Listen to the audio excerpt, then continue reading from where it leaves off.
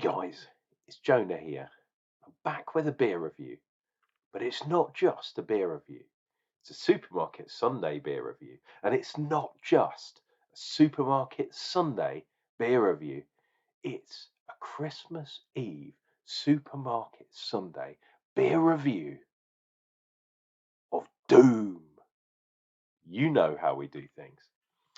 I picked this bad boy up. It is Winter Porter. It's a Taste the Difference one at 5% ABV. Full-bodied dark fruit and winter spice. If you've got good eyes, you can read down there. It is brewed at Hall and Woodhouse over in Dorset. And I love a good porter. And hopefully this one is a good one. A full-bodied dark porter ale, roasted malts. Well, that's it. That gives a depth of character, balanced by the noble Challenger and Goldings. Love Goldings. It's extra dark crystal malt combines with subtle spice notes of cinnamon. Great beer to enjoy on a winter's day or night. And dear viewer, it is pretty late on Christmas Eve.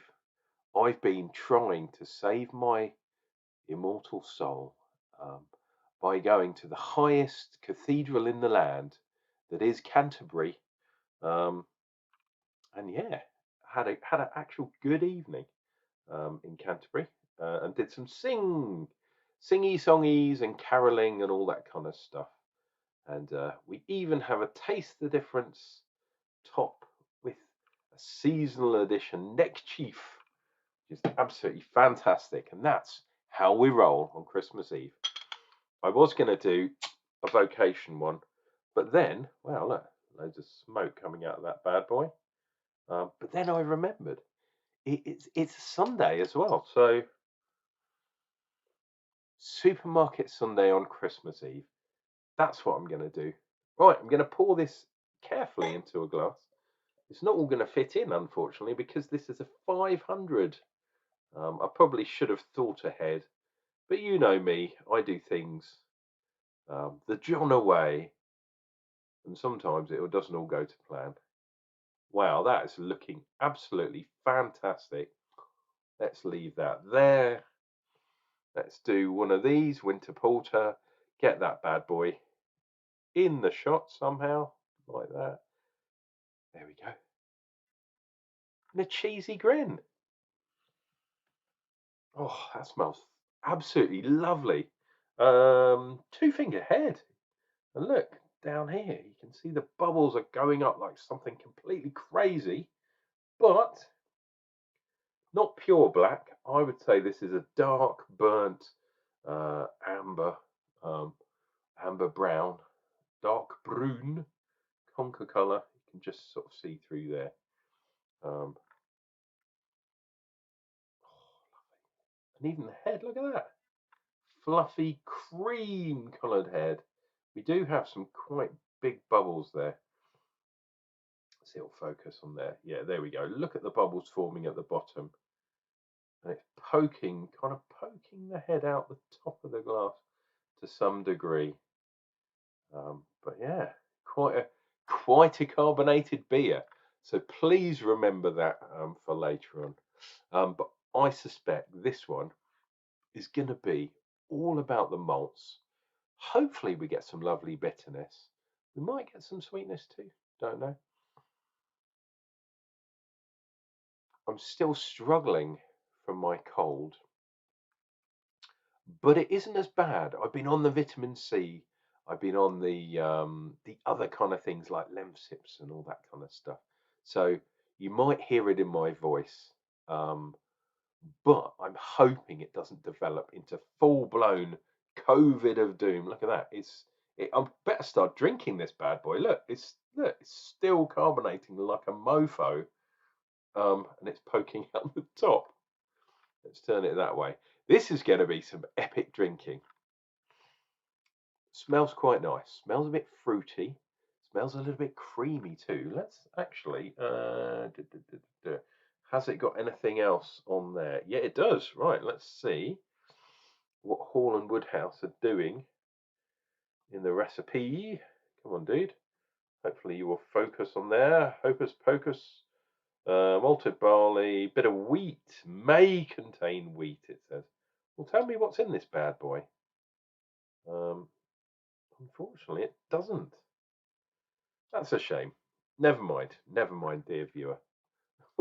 It's getting bigger. It's like an iceberg. Remember the Titanic? Um, anyway, cheers and beers. Very Merry Christmas to you and yours.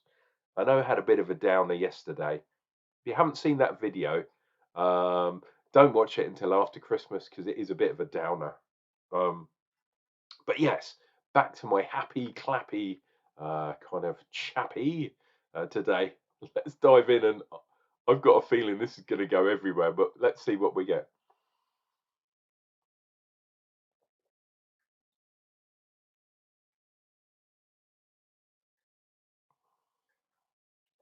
Oh, oh.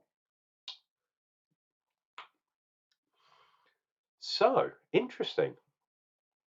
There is a bit of bitterness there, but after that, and sort of burnt, like a burnt caramel taste. But after that, everything goes nice and sweet, and we're getting spices. So I know recently I did a couple of supposed pumpkin spice beers, and a lot of people were saying those beers, they don't have to have pumpkin in, they just have to have the pumpkin spice in. It's like, no, no, no, no. Pumpkin spice, I believe, was invented, well, in the modern sense, by Starbucks, and they had powdered pumpkin mixed with spice added to a coffee, which was a latte. Um, Obviously, pumpkin spice or pumpkin pie has spices in and that kind of stuff. But someone was saying to me, "Oh, you don't need the pumpkin; it's just the spice that you put with the pumpkin." Well, why don't just say a spice beer instead of a pumpkin spice beer? Makes no sense to me. I can see both sides of it. So please, well, in fact, if you want a bit of a back and forward, put it in the comments below. Ooh, wow, it was quite well carbonated. But this beer definitely has some of those spices. Um, I'm thinking cinnamon, perhaps a little bit of nutmeg, maybe that star anise kind of thing going on. Maybe a tiny bit of kind of peppery stuff as well. Very interesting. And it does have a residual sweetness. This is not a sweet beer, however, not like a milk stout is sweet, or some of them can be. So I would be very surprised if this has lactose in it, which is what people use to back sweeten milk stouts. Lactose milk stout, blah blah blah. This as a porter, really really nice. Personally, I would like it a touch less sweet, a bit drier, a bit more coffee. This doesn't really have those coffee tastes, those dark chocolate tastes. This is a spicy kind of taste. It does have a bit of burnt stuff in there, burnt caramel, burnt amber, um, cracked. What do they call that stuff? Cracked sugar. Do you know what I mean? Where you boil sugar up. I mean, it's a caramel basically, but when you burn it and it goes all gnarly and dark, and you literally have to kind of what's it called? Get an angle grinder to get it off the pan. It's so burnt on. It's got that kind of burnt taste in there. Let's dive in for some more. Let's see what we get.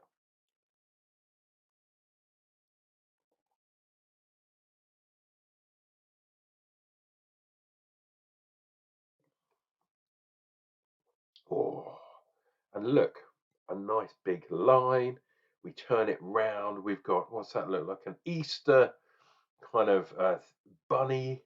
No, an Easter chick kind of doing something, or a bird kissing another bird. Ridiculous kind of stuff. Oh, what's that kind of thing? A flying horse with stuff coming out of its long tail. We've got a little kind of alien thing in the head. Let's do some head watching, foam watching, foam bursting, all those kind of good things. What is he going on about? Lost the plot. It is Christmas, so please don't worry about it. But dear viewer, this is a really, really nice beer.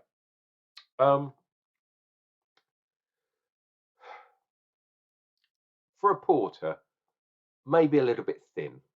I'm not getting a real gnarly mouthfeel. It's quite watery. Um, the bitterness is quite good. Does make your mouth water a little bit, but it's not totally full on. It's got Goldings in, which is, hey, I live in Kent, and that's where Goldings come from. Um, yeah, it's got a little bit of that kind of peachy kind of vibe going on. Fruit wise, I mean, you could say it's got a pumpkiny type thing going on.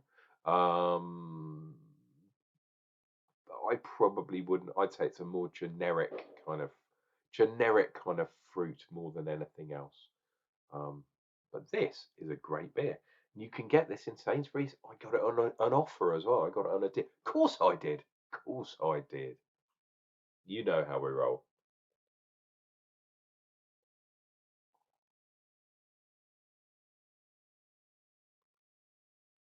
Whoa. I believe this was £1.50, which is not too bad. Back in the day, back in the 90s, the goal was always to get £1 a pint. And that's still my goal. But usually you can only do that with certain deals on, or multi-buys, or knockoffs and things like that in the supermarkets. They do it sometimes, but that is still my ultimate goal. The only real thing that you can get with ease is cider. You like drinking cider, you can easily find pound a pint ciders, and they're usually reasonably strong. 5% and upwards is not unheard of. And for proper cider, you're looking about 6 to 8.5. Not a problem. Beer, anywhere over 5. This one's bang on 5. I'd say that's the very minimum of the beers I kind of enjoy. Um, but yeah, this is a lovely spiced ale. A little bit too thin, a little bit too sweet, a little bit too watery. But otherwise, this is a lovely beer. And Hall and Woodhouse, they make some proper beers, even though they do steal recipes every now and then. Yeah, we all know about that.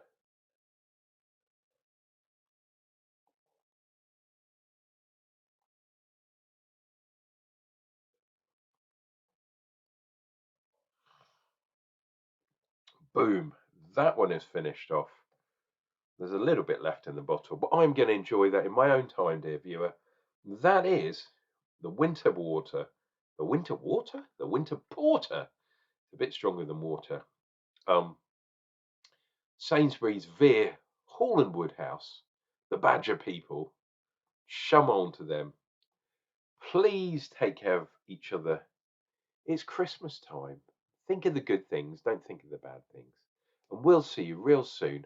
I'm going to crack open those Vocation Christmas box beers tomorrow, which is Christmas Day. So fantastic reviews coming up. And I think there's some ridiculously strong um, Vocation beers to have.